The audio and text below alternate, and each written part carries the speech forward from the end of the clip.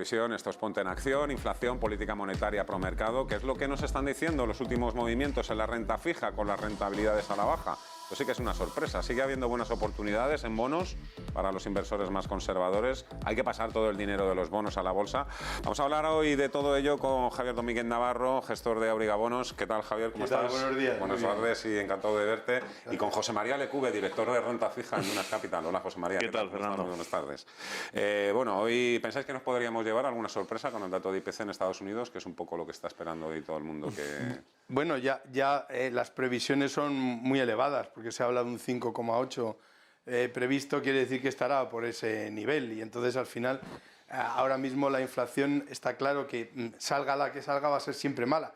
Me refiero a que todas van a ser muy elevadas, y por tanto, curiosamente lo que está ocurriendo es que a pesar de que están saliendo esas inflaciones tan elevadas, los tipos de los bonos de medio plazo no se están disparando. Muy al contrario, ayer marcó el bono americano un mínimo de 1,47, hoy está en el 1,48 aproximadamente, lo cual es sorprendente, pero tampoco sorprende. Es decir, yo mantengo siempre que en el momento que los bonos de determinada calidad marcan un nivel de rentabilidad atractivo, el dinero entra de manera masiva. Lógico, es decir, al final un AAA a 1,48, bueno, sería mucho mejor al 2 o al 3, pero al 1,48 no es un mal nivel, teniendo en cuenta con la volatilidad que hay en las bolsas, etcétera, porque tú ahora te compras un bono americano AAA 10 años al 1,48 y tienes el 1,48 hasta el vencimiento, no sé que lo quieras vender antes, pero tienes el 1,48, cosa que es difícil encontrar una estabilidad de ese nivel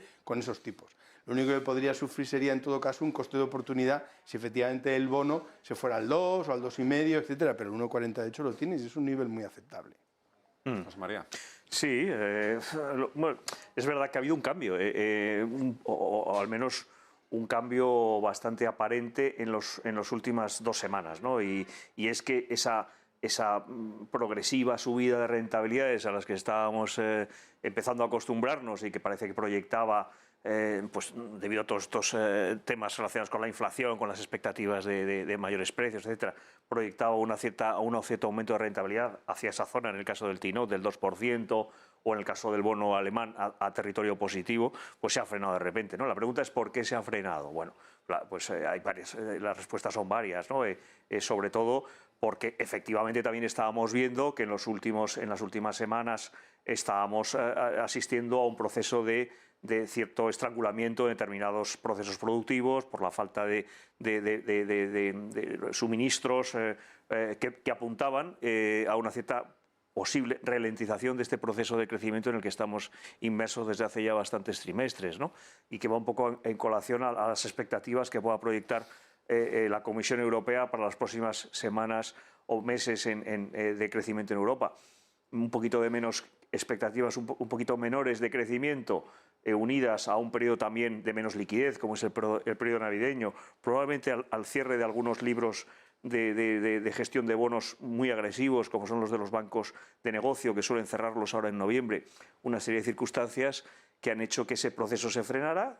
Ha habido un pullback, que llamamos un rebote de precios importante, y que ha enfriado un poco esas expectativas que muchos inversores teníamos de repunte, ¿no? Se produce cierto cierre de cortos, ya es un tema técnico, ¿no?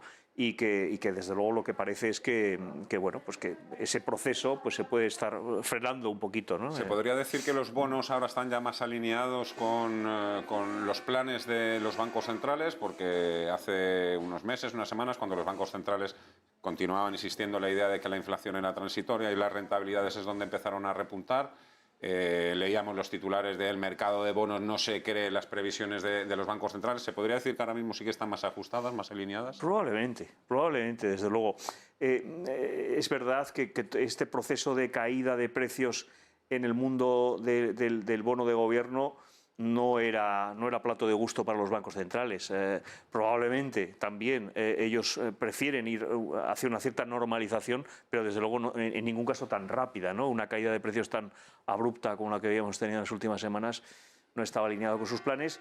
Y esto les viene bien, no cabe duda, ¿no? De hecho, bueno, pues ellos siguen con sus programas de compras, ya se han anunciado que efectivamente van a ir reduciéndolas, pero siguen con sus programas de compras y seguimos con unas expectativas de tipos relativamente bajas, sobre todo en Europa, ¿no? Yo creo que todo lo que sea un proceso gradual y un movimiento, una menor volatilidad en el mundo bono, es plato de gusto para los bancos centrales, eso seguro. Sí, yo creo que ahora mismo los programas del banco, al menos los del Banco Central Europeo, lo que están haciendo es, que es el programa de compra sistemática que todos conocemos, lo que sí que están haciendo es mantener las primas de riesgo. Es decir, se ve claramente que entra el dinero del Banco Central Europeo para mantener esas primas, porque el bono español se mantiene en los 60 y ahora mismo está en el 68 puntos básicos con Alemania y siempre está en esa franja. Hay veces que va al 65, otras veces va al 69, pero está en esa banda y eso claramente creo que es una intervención clara por parte del Banco Central Europeo de mantener, porque en el caso de la FED evidentemente es solo un bono y por tanto lo único que tienen que hacer en todo caso es cuidar la curva de los tipos. Pero en el caso concreto de Europa lo que tenemos que hacer, además de la curva, tenemos que mantener los spreads de los países, es decir, las primas de riesgo mantenidas, porque de alguna forma es lo que es el status quo de la renta fija de gobiernos está precisamente en esto, ¿no? Entonces, ahora tenemos a Alemania en un menos 0,28, me parece que está. Sí, aproximadamente. Sí, aproximadamente. Entonces, quiere decir, o sea, en tasas negativas se mantiene el 10 años y nosotros estamos ahí a 68 más, que es un 0,40, que es un tipo muy adecuado para el bono español, es decir, es bajo. La rentabilidad que se está obteniendo y por tanto el coste para el Estado. De manera que ahí vemos un poco la mano de los bancos centrales. En principio las condiciones financieras en Europa sí van a ser más favorables que en Estados Unidos, mirando ya un poco 2022, lo digo porque ahí ya van a ir con adelanto en la retirada de estímulos, incluso continuará el debate de la inflación o no, a no ser que a partir de estos momentos la inflación empiece a estabilizarse o a moderarse. Precisamente mañana se publican las previsiones de crecimiento e inflación de la Comisión Europea. Sabéis que siempre existe el eterno debate, ¿no? La eterna pregunta cuándo Europa va a tomar el relevo de Estados Unidos, todas estas cosas, ¿no? Por mucho que han intentado algunos aventurar, que bueno, es que lo han dicho en 2015, en 2016, en 2017, un poco no sé cómo jugar esa partida en 2022 y os pregunto eso y sobre todo también qué esperáis mañana de las previsiones económicas. Bueno, hombre, desde luego, para lo que puedan esperar para los próximos meses me parece que es bastante claro y es una cierta desaceleración dentro de un buen momento económico, una cierta desaceleración, sobre todo porque, por lo que has dicho, Europa está claramente por detrás de Estados Unidos, lo va a seguir estando, eso no parece que vaya a cambiar en los próximos semestres o diría años. Pero por otro lado también el carácter exportador que tiene Europa más acentuado que Estados Unidos y sobre todo hacia Asia y con la cierta ralentización que se está produciendo en China, pues eso evidentemente se está notando ya, la industria alemana lo está notando y eso se va a reflejar en el resto de economías europeas. Con lo cual, pues yo me imagino que las previsiones la Comisión Europea irá o apuntará a una cierta ralentización sin ser dramática, pero seguro que por ahí irán los tiros, ¿no? Pero vais a estar sobre todo muy pendientes de la previsión de inflación, entiendo, sí, porque el crecimiento ya damos por hecho, sí. la economía se va a desacelerar, ha crecido de una manera muy fuerte porque hemos empezado a salir de la pandemia, es un poco también esa inercia, ese efecto rebote, ¿no? Y ahora, pues hombre, se tiene que todo moderar un poquito más porque, claro... Sí.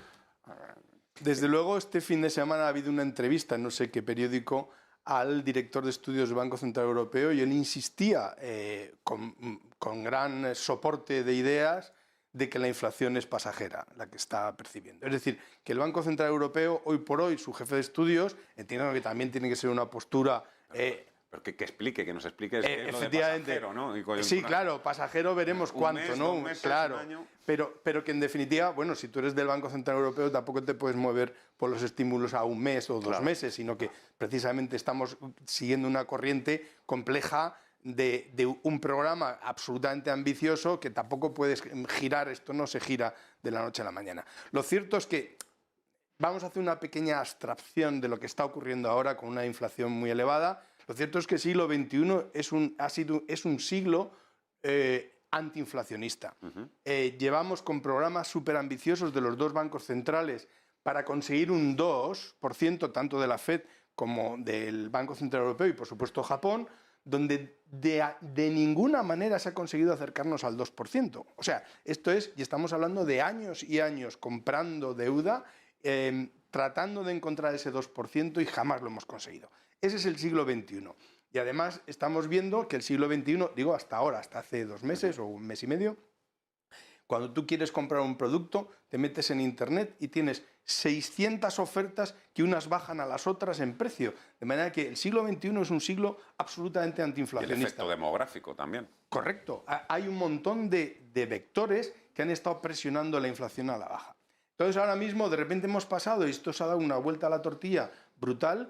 Es verdad que hay unos nuevos condicionantes completamente diferentes a los anteriores. Es decir, la pandemia, el efecto estrangulamiento de todos los, más la energía, en fin, ya todos conocemos cuáles son estos. Pero es verdad que si hacemos una abstracción de esto que está ocurriendo ahora mismo, el siglo XXI es un siglo antiinflacionista. Insisto que no ha habido manera ni de conseguir ni el 2, ni acercarnos al 2, ni en Europa, ni en Estados Unidos. Quiere decir que basado en eso es verdad que está complicado. Y luego, por otro lado, además, tenemos al Banco Central Europeo que de nuevo tiene un papel dificilísimo, porque es, vale, tiene un programa lanzado y además ese programa está soportando a los gobiernos de toda la Unión Europea, con sus ratios, con sus tipos de interés bajos, etcétera. Entonces, no me gustaría estar en el papel, en los zapatos del Banco Central Europeo ahora mismo a la hora de tener que modular esto. Es verdad que lo único que puedes hacer hoy por hoy es chutar un poquito para adelante y decir, señores, déjenme un poquito más de tiempo a ver cómo van estas cosas, ¿no?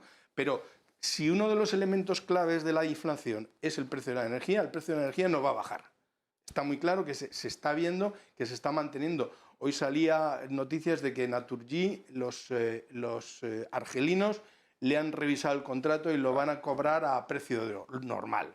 Es decir, que lo que se estaba hablando de hacía unos días de que Argelia nos va a dar, bueno, ya se está demostrando, ya se ha quitado la careta y lo que va a hacer es cobrarlo muy caro. De manera que entonces vemos al precio de la energía, si es uno de los grandes factores para el tema de la inflación, que eso no va a bajar. Por tanto, vamos a ver lo que hay, ¿no? Bueno, pues oye, claro, pensando, antes hablábamos con Arca Profim Banca Privada, nos daba también una selección de 7 fondos para invertir en Europa. 2 de ellos eran de renta fija. Ahora mismo vosotros que estáis muy metidos en la pomada, ¿cuáles son las alternativas que tienen los inversores más conservadores, aquellos que han hecho por sus carteras, ¿no? Con un alto porcentaje de bonos en sus carteras? ¿No hay nada donde rascar? ¿No hay nada donde bucear? Bueno, ahora mismo hay una emisión, estoy hablando para particulares. Hay una emisión de Audasa. Audasa es uno de los clásicos de las autopistas, que es una especie de dinosaurio, porque en definitiva... Esa que no van a cobrar por usar. No, exacto, pero el tema está... No, esa Audasa es una en concreto que es la gallega, pero que es de los que tiene el 1,20, son de las del 1,20. Es decir, que ahora mismo que ya no hay formas de encontrar nada para bajar tu nivel de IRPF, esto sirve para comprando este bono. De manera que ahora este bono es a 10 años, tiene un cupón del 2,10, está en suscripción pública, cupón del 2,10, y con la rentabilidad financiero-fiscal se puede subir al 2,60, 2,70, y es Audasa. Audasa no tiene rating, es decir, no estoy hablando de que la gente se deje toda su cartera en ello, pero sí como una pequeña parte y sobre todo para ayudar a que cuando hagas la declaración del IRPF se rebaje ligeramente el importe a pagar, es una opción interesante. Y además digo que es un clásico porque lleva emitiendo desde los años 70 y con gran aprecio por parte de los particulares, que siempre, cada vez que saca una emisión, hay una sobresuscripción enorme. En este caso es más grande porque son unos 300 millones, pero yo creo que va a haber bonos para todos. O sea que es una interesante, digo para el particular, no más. Sí. No hablo de fondos ni nada parecido. Sí, no me gustaría hablar de nombre a nombre, porque efectivamente esta emisión que ha comentado Javier está más orientado a la persona física, ¿no? Y en mi caso, nosotros, digamos, gestionamos a través de un vehículo o de vehículos bajo el formato de fondos de inversión, ¿no? Pero efectivamente, siempre hay oportunidades. El mercado de la financiación es tan amplio y tan grande y hay tantos sectores, tantas divisas, tantos plazos distintos que siempre hay oportunidades. No sé, pues de emisiones. Ayer mismo salía una Lufthansa 2 años pagando pues cerca de unos 1,60. Sabemos los problemas que tienen las compañías aéreas, pero también sabemos que los gobiernos las han respaldado de forma contundente y en este caso además es el gobierno alemán el que está detrás. Bueno, pues es una rentabilidad que puede ser interesante. O emisores de grandes fabricantes de componentes de automóviles como como Goodyear o como Faurecia, que salió hace unas semanas. Son bonos que ofrecen rentabilidades por encima del 2% a 5, 6, 7 años, que son interesantes.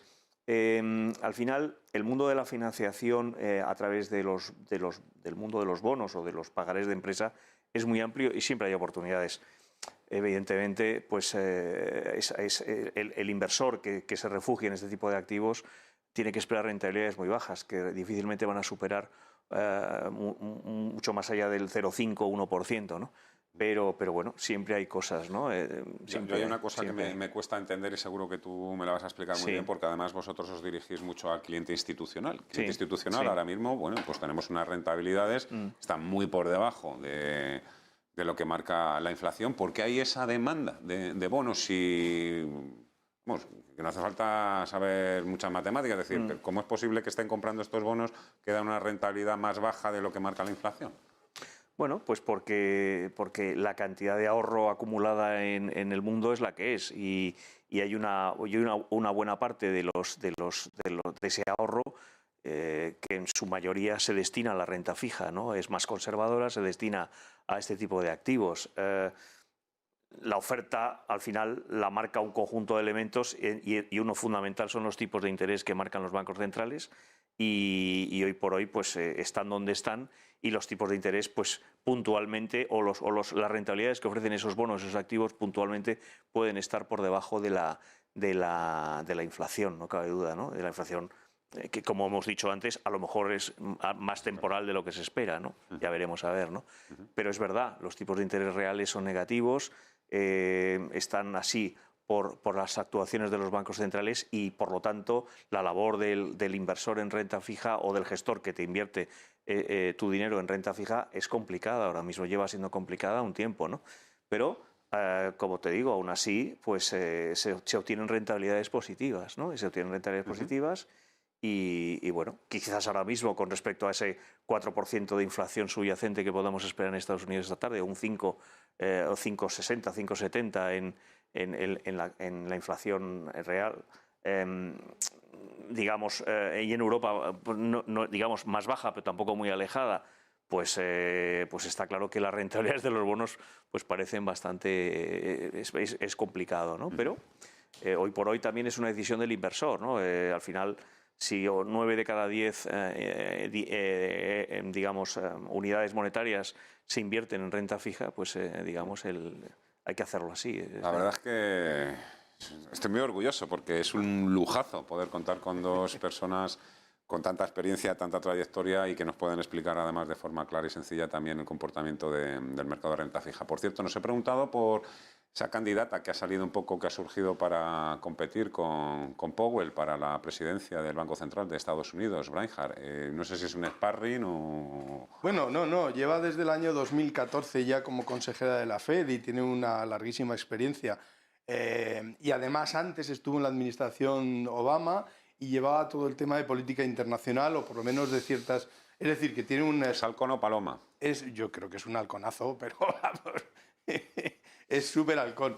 Entonces, veremos a ver cómo se desarrolla. Es verdad, hoy venía una editorial en el Financial Times que decía que Powell debería seguir 4 años más y que esta señora, pues efectivamente parece ser que se ha quedado el puesto de vicepresidente suelto o un libre o lo que sea y que esta debería ocupar esa vicepresidencia para tener una especie de bicefalia y que Biden estuviera más o menos tranquilo, pero dice que tiene que haber una continuidad por parte de Powell. Lógico, yo creo que Powell lo ha hecho francamente bien porque solo pensemos que ha vivido la mayor parte de su mandato bajo Trump. O sea, trabajar con Trump, debajo de Trump, debe ser eso una especie de infierno porque nunca sabes lo que va a ocurrir. Sin embargo, parece que, oye, se ha manejado fenomenal. Sí. Quiere decir que chapó, porque de verdad que no debe ser muy fácil de manejar. Son unos profesionales de primerísimo son lo mejor de lo mejor.